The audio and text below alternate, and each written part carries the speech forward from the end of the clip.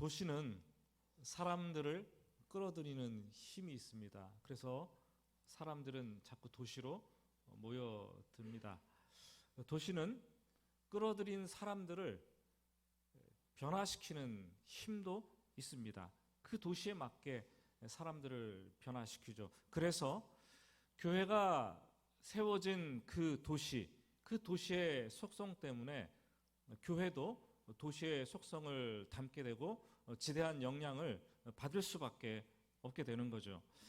신약 성경에 등장하는 고린도 교회는 가장 시끄러웠던 교회, 탈도 많고 말도 많았던 교회였습니다. 교회가 자리 잡고 있었던 고린도라는 도시를 보면은 그 이유를 찾을 수가 있죠. 두 개나 되는 항구 도시가 있었기 때문에 해외 무역이 빈번하고 성행했던 곳이었습니다. 지리적인 환경 때문에 숱한 전쟁이 있었고 멜팅 팟이라 그러죠. 인종의 용광처럼 많은 인종들이 섞여서 살았던 복잡한 곳이었어요. 특별히 로마 제국에서 은퇴를 하게 되면 군인들에게 로마 시민권을 주고 또 땅을 줬는데 그곳이 바로 고린도였습니다. 은퇴한 군인들이 살았죠. 빈부의 격차가 심해서 65만 명이 있었는데 그 중에 40만 명이 노예 생활을 하고 있었습니다. 특히 이방인 신전에 1000명이나 되는 여사제들, 매춘부들이 있어서 도시 전체를 성적으로 부도덕하고 타락시키는 그런 역할을 하고 있었습니다. 고린도인이 되다라는 뜻을 가지고 있는 코린티아조마이 이 뜻은 동일하게 성적으로 부도덕하게 된다라는 그런 의미를 가지게 될 정도였습니다. 매춘과 음행의 도시, 타락과 가난의 도시, 이런 도시가 바로 고린도였고 바울 사도의 전도로 이 도시에 교회가 세워졌지만 이런 도시의 타락한 도시의 기운과 영향력을 교회는 지대하게 받을 수밖에 없었습니다. 그래서 고린도 교회는 영적 질서가 쉽게 깨질 수밖에 없게 되었고 부도덕과 음란이 세상 것들이 교회 안으로 들어왔고 분쟁과 성도들끼리의 다툼 그리고 파당과 법정 소송까지도 일삼지 않고 벌어진 일들이 수시로 일어났습니다. 거센 세속화의 물결이 이 교회 안으로 들어와서 교회를 넘어뜨리는 거죠. 교회가 건강하면은 교회의 이 경건함이 세상으로 뻗어나가는데 교회가 건강하지 못하면 이 세속화의 물결이 안으로 들어와서 교회가 잠식되는 것을 우리는 보게 됩니다. AD 55년이죠. 봄에 에베소에 머물면서 바울 사도는 이런 고린도 교회의 여러 가지 문제점을 지적하는 세심하게 다루면서 편지를 썼어요. 그게 고린도 전서였습니다. 1년 반이 지났습니다. AD 56년 가을이 되었을 때 고린도 교회 성도들은 바울의 편지를 받고 자신들의 잘못을 바로잡기를 원했고 말씀대로 올바르게 신앙생활을 하기를 원했습니다. 그렇지만 바로 그때 무엇인지는 알지 못하지만 고린도 교회 성도들의 삶에 고난과 환난이 찾아왔습니다. 그래서 성도들은 쓰러지고 또 쓰러지고 넘어지기를 반복했습니다. 바울 사도는 그런 고난 중에 있는 환난 중에 있는 성도들에게 위로의 편지, 고난을 이길 처방전을 보내주어야 했습니다. 그때 바울 사도가 이 가슴 아픈 채로 눈물의 편지를 썼는데 기도 편지가 바로 고린도 후서예요. 총 4번의 편지를 바울 사도가 고린도에 보냈는데 한 번의 편지는 알려지지 않는 눈물의 편지가 있고 또 한 번의 편지가 있어요. 여러분 경험을 해보신 분들은 알겠지만 여성들은 알겠지만 아기가 산모의 그 오랜 고통과 진통에 의해서 태어나듯이 교회가 태어날 때에도 누군가의 간절한 기도와 눈물 그리고 고통스러운 시간을 통해서 교회가 잉태되는 거죠.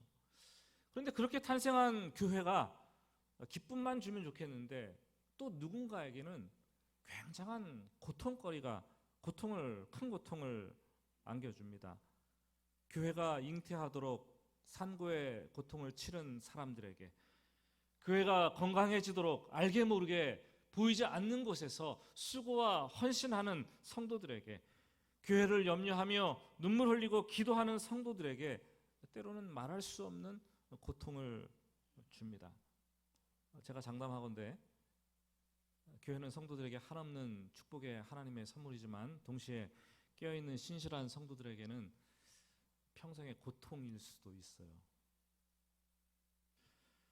하지만 하나님은 그곳에 구원을 심어 놓으셨고, 그곳에서 신앙생활을 함께 하게 하셨고, 그곳에서 함께 고난을 이기는 방법을 배우도록 체득하도록 하셨고, 그곳에서 서로가 주고받는 위로가 있게 하셨고, 그곳에서 신앙생활의 성숙과 진보를 이루며 하나님 나라를 꿈꿔 가도록 하셨다라는 거죠. 교회는 세상이 도저히 이해할 수도 없고 세상이 알 수도 없는 신비로운 유기적인 공동체인 거죠. 오늘 1절과 2절 말씀에서 고린도 교회 성도들에게 은혜와 평강을 구하는 인사를 하고 난 바울은 느닷없이 3절을 시작하면서 크게 외치기 시작합니다. 찬송하리로다, 찬송하리로다. 우리 주 예수 그리스도의 하나님이시요 자비의 하나님이시요 모든 위로의 하나님이시라. 지금 고린도 교회 이 성도들의 고난과 환난이 극에 달했는데 도대체 무엇을 찬송하라는 얘기입니까? 고난당한 성도를 신방에서 찾아갔는데 제가 목사가 집사님 찬송하세요, 찬송하세요. 그럼 납득이 되겠습니까? 동의를 하시겠습니까? 회복을 하시겠습니까? 오늘 말씀을 자세히 살펴보면은 이 고난이라는 단어, 환난이라고도 표현이 되었는데 이 단어가 3절부터 짧은 11절까지 9번이나 기록이 되어 있어요. 무슨 고난인지 환난인지는 모르겠지만 아주 극심한 환난 중에 있어요. 모처럼 마음 잡고 신앙생활을 잘해보려고 하는데 고난이 와서 성도들은 극도로 혼란스럽습니다. 지금 고난 중에 계신 분들이 계십니까? 고난 없이 사는 삶은 없어요. 그런 삶은 없어요.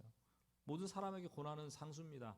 항상 고난은 누구에게나 있습니다. 아이에게도 있고 어른에게도 있고 노년에게도 있고 세상에 존재하는 세상에 생명을 가진 그 무엇에게는 든지 다 고난이 있어요. 다만 영혼이 있는 사람은 이 고난이 찾아올 때 그 고난 가지고 번뇌하는 거죠. 고뇌하는 거죠. 짐승은 고난이 찾아올 때 그냥 몸의 아픔만 느끼는 거예요. 신앙생활을 잘해도 고난이 찾아오죠. 신앙생활하면서 고난 없기를 바라는 사람처럼 어리석은 사람이 없어요. 죽으면 고난이 그때는 사라지는 거예요. 우리가 나 자신이나 자식들을 위해서 기도할 때에도 우리가 좀 똑바르게 올바르게 기도를 해야 하겠죠. 하나님, 고난을 없게 해주세요. 고난을 좀 면제해 주세요. 이 고난을 좀 멀리 치워주세요. 이게 아니라 고난을 이기게 해주세요. 고난을 이겨낼 힘을 주세요. 은혜를 주세요. 고난을 이길 건강을 주세요. 지혜를 주세요. 믿음을 주세요. 고난을 통해서 함몰되는 것이 아니라 고난을 통해서 배울 수 있도록 해주세요. 그럼 그래야 올바른 기도가 아니겠습니까? 하나님은 고난이 올 때 우리 성도들을 그냥 방치해 두시지 않습니다. 오늘 말씀 3절 말미와 4절을 한번 보세요. 모든 위로의 하나님이시며 우리의 모든 환난 중에서 우리를 위로하사, 위로하시는 분이라고 말을 하고 있어요. 위로라는 단어, 위로하다라는 단어는 파라클레시스라는 단어로 쓰였어요. 파라클레시스. 이 파라클레토스가 보혜사 성령을 가리키는 단어인데 같은 어원에서 나왔어요. 그러니까 성령 하나님께서 위로하시는 거죠, 우리를. 이 단어가 오늘 본문 말씀에 숫자를 세어보면요, 위로라는 단어가 몇 번이 나올까요? 고난보다 한 번이 더 많이 나와요. 10번 나옵니다. 10번. 고난이 있을 때마다 위로하시고, 고난이 있으면 또 위로하시고. 놀랍게도 신약 성경에서 총 31번이 나오는데 이 짧은 3절부터 11절까지 이 10번이 나온다는 사실 놀랍지 않습니까? 여기에 신약 성경에 나오는 위로라는 단어를 응집시켜서 폭발적으로 3분의 1을 쏟아내고 있어요. 고린도 후서가. 그렇기 때문에 위로의 서신이라면 오늘 본문은 위로의 서신의 백미, 최고봉이라고도 할 수가 있습니다. 여러분, 고난이 9번 나오고 위로가 10번 나온다는 말에서 우리는 하나님께서 성도들에게 고난을 주실 때 그냥 고난을 주시는 것이 아니라 위로도 함께 주신다라는 것을 배워야 되는 거죠. 고난과 함께 고난을 견딜 위로, 고난을 이기게 할 위로, 고난은 위로와 함께 오는 거예요. 이게 한 세트로 가는 거죠. 고난만 주시는 법은 없어요. 반드시 고난이 따라오면, 고난이 오면 찾아오는 것은 위로라는 거예요. 제가 초등학교 다닐 때 뭘 되게 잘 잊어버렸어요. 특히 학교에 가면 연필 지우개 이걸 진짜 잘 잊어버렸어요. 학교만 다녀오면은 연필을 잃어버리고 돌아오는 거예요. 그래서 한날은 뭐 제가 전에 들은 얘기지만 어머니가 학교 가서 지켜보셨대요. 제가 왜 이렇게 자꾸 잊어버리고 오나 봤는데 이 연필을 떨어뜨려 갖고 연필이 땅바닥에 마룻바닥에 또르르 이렇게 굴러가잖아요. 그럼 그걸 그냥 안 줍더라는 거예요. 그리고 그냥 내버려 둔다라는 거죠. 그래서 어머니가 방법을 강구했는데 연필통에다가 그 연필을 묶어두고 실로 연필을 묶어두는 거, 지우개를 묶어두는 거였어요. 그 기억은 나요. 그래서 잃어버리지 않았다라는 거죠. 여러분, 하나님은 이 고난과 위로를 함께 꼭 떨어지지 않도록 묶어두십니다. 우리가 고난을 당했을 때 위로가 떨어지지 않도록, 잃어버리지 않도록 함께 가도록 항상 한 세트로 엮어두시는 분이 바로 하나님이세요. 고난과 함께 위로를 주시는 이유가 있는데 그 이유는 이 고난이 어떤 의미인지 해석할 수 있도록 하기 위해서 위로를 주십니다. 사람들은요, 고난당할 때 고난만 있으면 이 고난의 의미를 이해할 수 없어요. 조그만 위로가 더해진다면 이런 것이구나 라고 드디어 이 해석의 문이 열리기 시작하는 거죠. 고난을 당하는데 위로가 없다면 이 고난은 평생 미제 사건, 풀리지 않는 미제 사건으로밖에 남을 수가 없습니다. 일찍 오고 늦게 오고의 차이지 고난이 있으면 반드시 위로가 따라옵니다.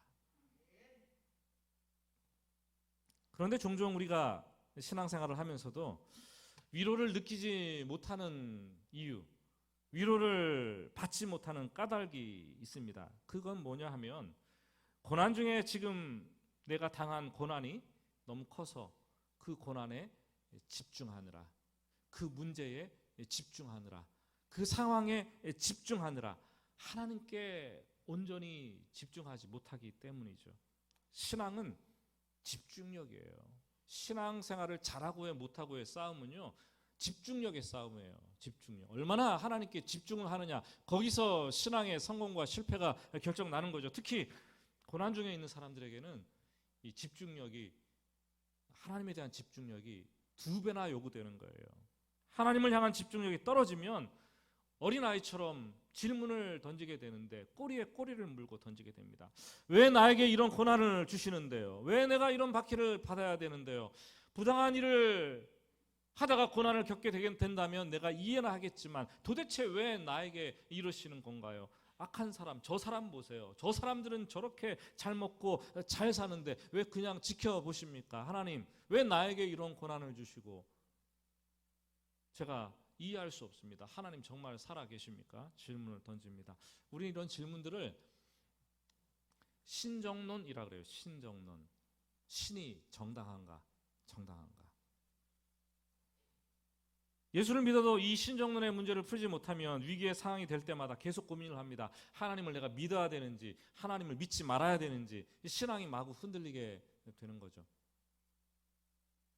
여러분, 위로는 어디서부터 옵니까? 위로가 어디서부터 와요? 좀 우습게 들릴지 모르지만 위로는 위로부터 옵니다. 어디서 와요? 위로부터 오는 거예요. 위로는. 성경이 말하고 있잖아요. 위로부터 하늘 아버지께 오는 거예요.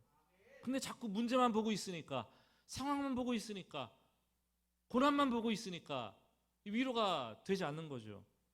위에 계신 자비의 아버지시요 위로의 하나님께서 환난 중에 있는 우리에게 이 위로의 물꼬를 한 줄기 탁 터뜨려 주시면 그때 위로가 하늘에서 내려오는 거예요. 우리의 고통을 보시면서 아파하는 자식을 바라보는 아버지의 마음처럼, 아니 그 고통의 시면을 직접 체험하기 위해서 인간의 몸을 입고 이 땅에 오셨고 직접 십자가에서 가장 고통스러운 그 죽음을, 인간의 고통의 극치를 직접 체험하셨습니다. 우리가 살면서 겪는 모든 고통을 예수님은 직접 다 몸소 경험을 하셨기 때문에 그 고통의 깊이를 다 아십니다.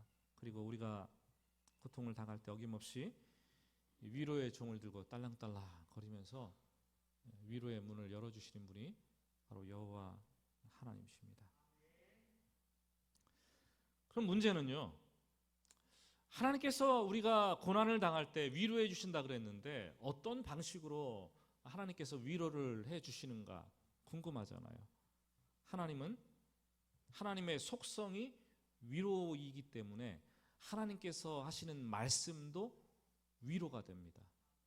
그 말씀의 위로를 담고 있어요. 위로의 사람은 그 하는 말도 위로가 되는 거예요. 고난의 시간에 말씀에 더욱 매달려야 될 이유가 바로 여기에 있는 거죠. 말씀을 읽을 때, 말씀을 들을 때, 말씀을 묵상할 때, 말씀을 붙잡고 기도할 때 성령께서 지친 우리의 마음속에 이 위로의 영을 부어주시기 시작합니다. 그래서 시편 119편 50절 말씀은 이렇게 얘기를 하고 있습니다. 같이 한번 읽어볼까요? 이 말씀은 나의 고난 중에 위로라. 주의 말씀이 나를 살리셨기 때문이니이다. 고난 중에 있습니까? 말씀을 붙드십시오. 고난 중에 있습니까? 말씀으로 위로를 받으시기를 바랍니다. 주의 말씀을 열면 거기에서 비추어지는 한 줄기 정말로 강렬한 소망의 빛이 우리에게 비춰지는 것을 보시기를 바랍니다. 왜 우리가 21세기 복잡한 AI 인공지능 시대에 성경을 붙들고 있어야 됩니까? 왜 과학이 이렇게 압도적으로 신앙을 정말로 주장하고 조롱하는 시대에 하나님의 말씀을 우리가 붙들고 있어야 됩니까? 세월이 지나도 변함없는 1.1핵이라도 변함없는 흔들림 없는 것이 하나님의 말씀이기 때문에, 그것이 우리의 생명줄이기 때문에, 말씀이 우리에게 은혜를 베푸시는 수단이기 때문에, 말씀이 고난 중에 위로가 되고 말씀이 고난 중에 있는 우리의 영혼을 살리기 때문이라는 거예요. 믿음의 선진들은 사망의 음침한 골짜기를 지나면서 한 가지 꼭 했어요. 말씀을 붙잡는 것. 말씀으로 위로받고 말씀으로 그들은 다시 살아났어요. 그리고 지금은 저와 여러분의 차례라고 얘기를 하고 있는 거예요.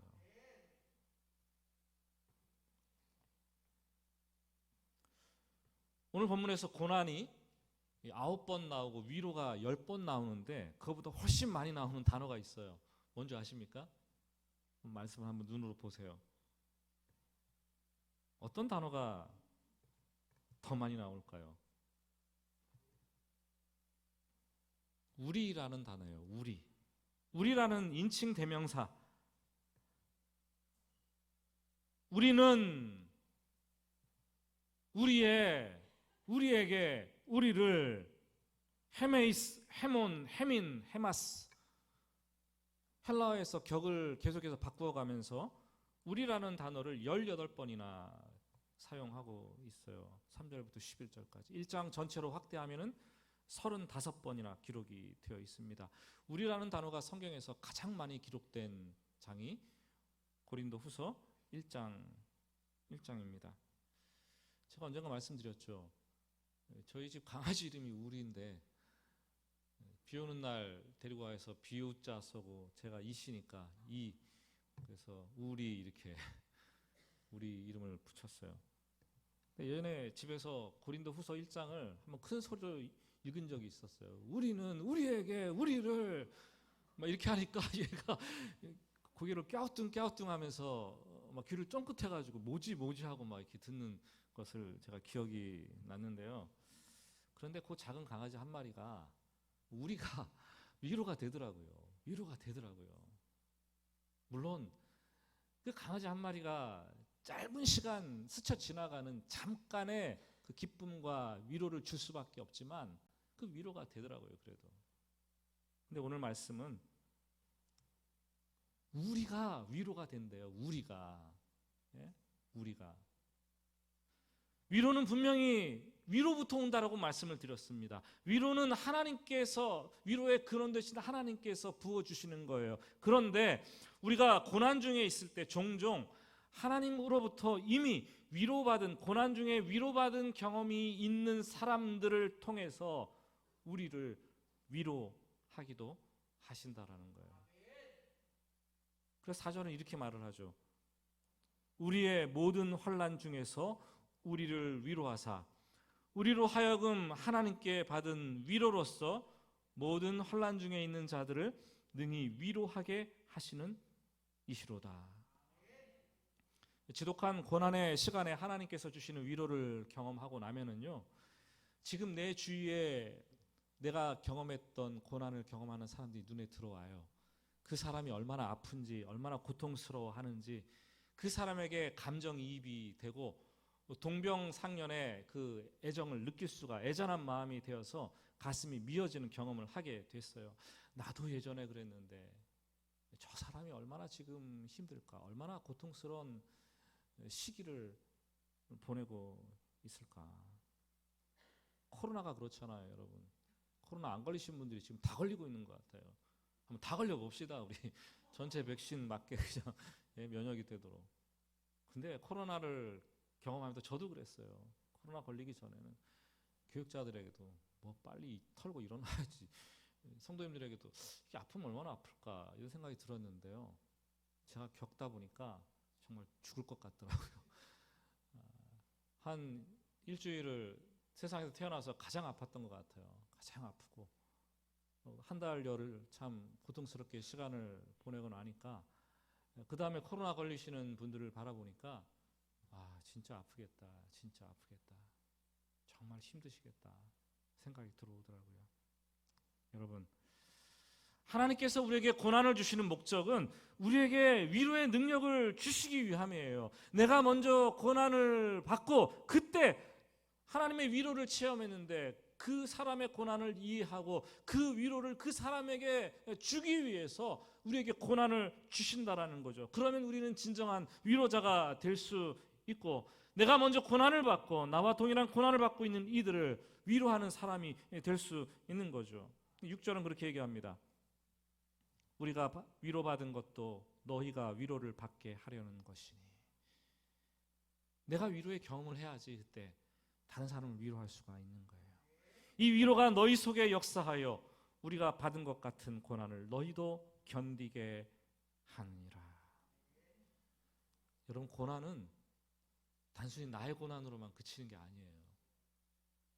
고난을 통과한 우리에게 하나님은 상처 입은 치유자, 헨리 나인의 말처럼 상처 입은 치유자가 되게 하십니다. 우운드 힐러라고 그러죠. 우운드 힐러, 상처 입은 치유자. 여러분, 남의 고난을 위로하려다가 안 되는 이유가 무엇입니까? 네? 그 고난을 경험하지도 않았는데 그냥 나이로 밀어붙이고 그냥 직분으로 밀어붙이고 그렇게 위로하려니까 이 위로가 통하지 않는 거예요. 오히려 관계가 깨지고 상처를 주게 되죠. 고난은, 다른 사람의 고난은 내 고난의 경험으로, 내 고난 당할 때 위로를 해줘야 되는 거죠. 그런 점에서 이 고난의 경험은 절대 헛되지 않습니다.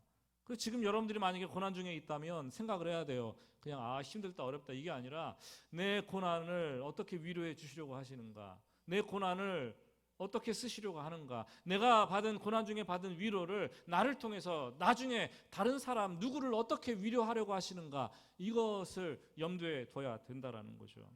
여러분, 믿음은 그냥 전해지는 게 아니에요. 고난을 통과한 누군가로부터 위로를 통해서 찾아옵니다. 온실 속의 화초처럼 편안하게 신앙생활하고 편안하게 기쁨 가운데 좋은 길만 꽃길만 걸어왔던 사람들은 다른 사람을 위로할 수 없어요. 여러분, 나에게 고난이 많은 것을 감사하시기 바랍니다. 내가 상처 입은 치유자가 되게 하신 것을, 하나님께 나에게 그런 소명을 주셨다는 것을 마음속에 품고 그렇게 위로자로 살아갈 수 있기를 예수님의 이름으로 축복합니다. 고난을 통과한 누군가의 위로를 통해서 내가 위로를 받는 것이고, 내가 당한 고난과 위로의 가치는 우리라는 이 공동체 안에 있을 때 이 더욱더 빛을 발하게 되어 있어요. 태어나는 순간, 태어나 보니까 흙수저를 물고 태어나신 분들이 계시잖아요. 금수저, 은수저, 흙수저 중에 뭘 물고 태어나셨습니까? 태어났는데 흙수저를 물고 태어난 여인이 있었어요. 노마진 모텐슨.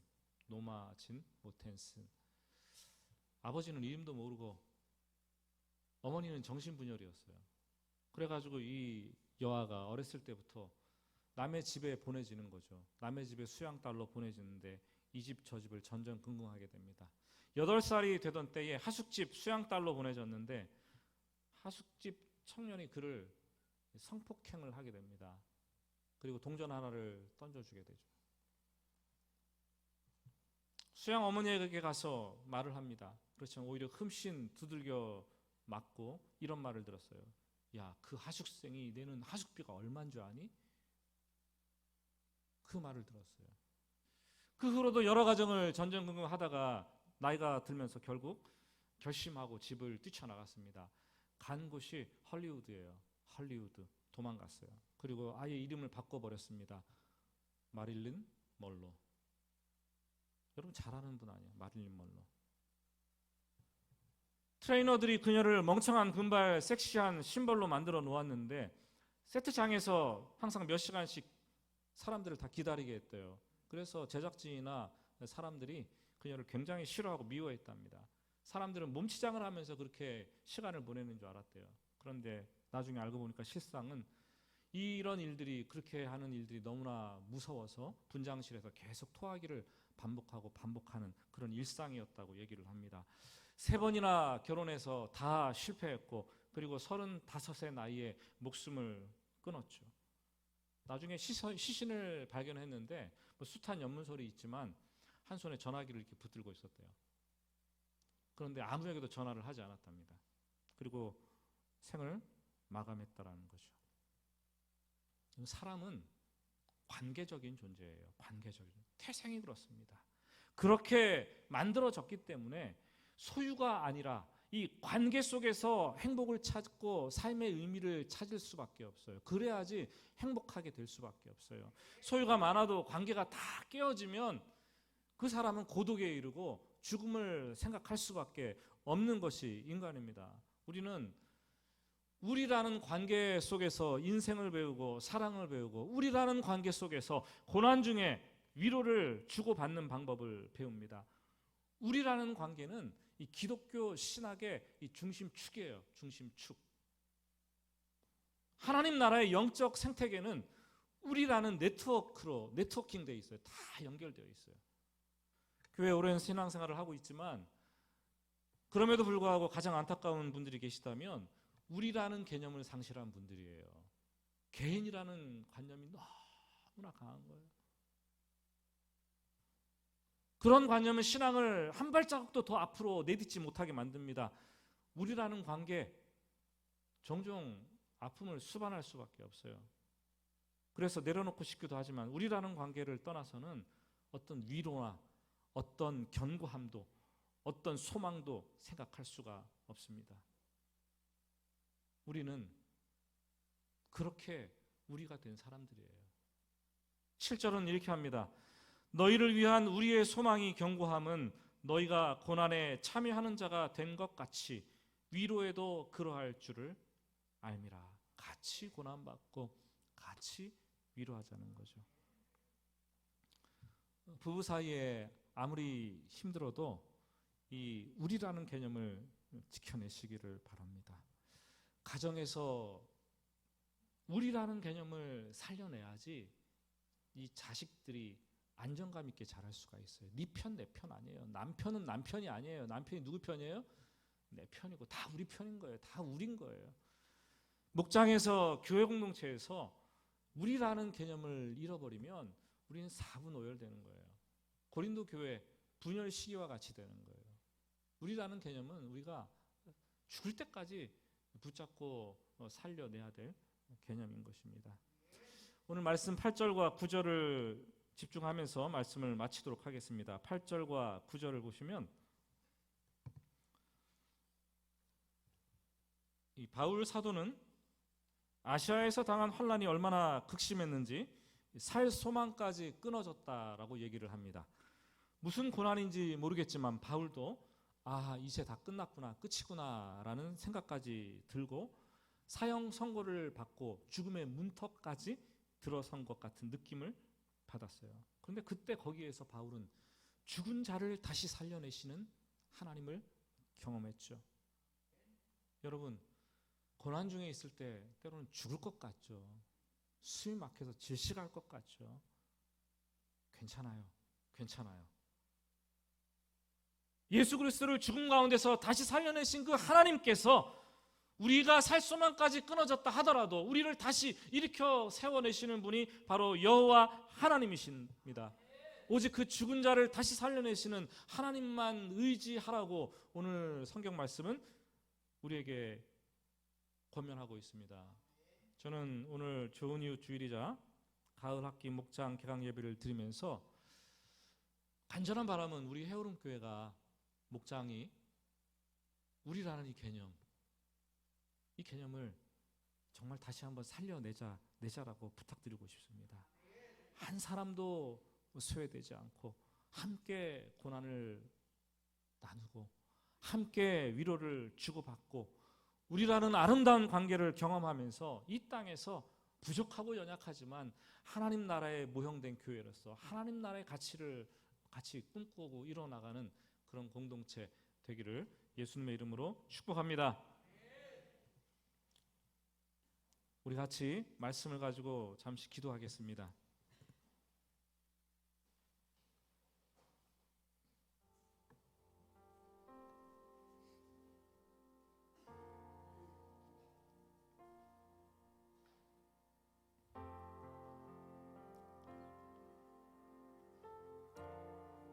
나의 인생은 절대 내 힘으로 내 능력만으로는 갈 수 있는 길이 아니에요. 지척의 고난이 지뢰밭처럼 깔려 있어요. 어디서 터지고 어디서 폭파해야 될지 모르는 게 우리 인생입니다. 그때 위로부터 내려지는 하나님의 위로가 필요한 거죠. 고난 중에 하나님께 위로를 구하고 주의 말씀을 통해서 다시 위로받고 결단하고 일어서는 경험, 그런 경험을 하십시오. 그런 경험 달라고 기도합시다. 고난 중에 여러 가지 질문을 던지지만 해석이 되지 않아서 괴로워하기보다 나를 고난 중에 상처 입은 치유자로 세우시는 하나님의 이 방식, 하나님의 과정이라는 것을 깨닫게 하시고 또 우리라는 개념 안에서 외면하거나 무관심하거나 관계를 깨트리지 않고 서로를 격려하며 위로하는 그런 목장과 교회가 될 수 있도록 그 힘을 가지고 우리 교회가 세상을 위로하는 공동체가 될 수 있도록 기도해 주시기 바랍니다. 여러분 위로가 필요합니까? 고난 중에 있습니까? 여러분 하나님께 간절히 한번 부르짖어 보시기 바랍니다. 하나님께서 위로의 문을 열어주실 것입니다. 우리 같이 기도하겠습니다. 하나님 아버지 간절히 기도합니다. 오늘 말씀을 통해서 고난 중에 있는 영혼들 아버지 하나님께서 하늘로부터 내려주시는 위로가 임하기를 원합니다. 위로가 없다면 우리는 한순간도 살아갈 수가 없고 위로가 없다면 다시 일어날 수도 없고 이게 다 끝이라고 아버지 생각한 대로 끝내버릴 수밖에 없는 것이 우리 인생인데 하나님 아버지 고난과 환난 중에서 아버지 우리를 눈여겨보시고 구워보시며 위로의 영을 부어주시는 하나님의 때에 다시 일어서게 하시는 것을 하나님 아버지, 내 개인의 인생, 나의 신앙생활이 아니라 우리라는 개념을 가지고 가정을 돌아보게 하시고 교회를 살피게 하시고 우리라는 관계 속에서 신앙생활을 해나가며 어려움도 극복하고 이겨나갈 수 있도록 주님 도와주시기를 간절히 원하고 합니다. 오늘도 주신 말씀이 우리의 심령에 깊이 뿌리 박히길 원합니다. 고난 중에도 흔들리지 아니하게 하시고 아버지 하나님의 서로를 위로하게 하시는 그런 사람, 아버지의 신앙이 될 수 있도록 하나님 축복하여 주시기를 간절히 원하고 합니다. 아버지 하나님이여, 눈물로 아픈 가운데 있고 자유로 살 수만까지 다 끊어져 사형 선고를 받은 바울과 같은 심령이 된 우리 성도들도 있는 걸로 압니다. 하나님, 성령님 외면하지 마시고 찾아주셔서 위로의 영으로 아버지 하나님의 그 성도를, 아버지 하나님의 그 하나님의 자녀를 아버지 감싸 주시고 안아주시기를 간절히 원합니다. 주님, 이 가을에 아버지 하나님의 위로를 아버지 넉넉히 받고 다시 일어서는 시간이 될 수 있도록 하나님 붙잡아 주시옵소서. 주님, 주님.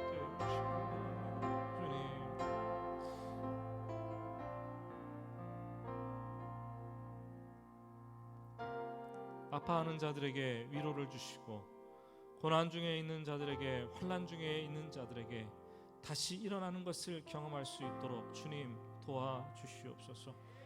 위로의 하나님께서 말씀하시는 그 말씀을 붙잡고 내가 다시 일어나고 고난 중에 있는 형제 자매를 바라보면서 다시 위로하고 일으켜 세우는 상처 입은 치유자로서 부족함이 없도록 우리 공동체를 인도하여 주시옵소서.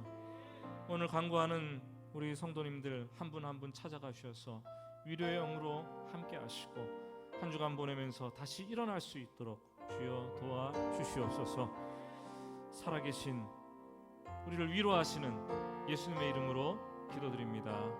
아멘.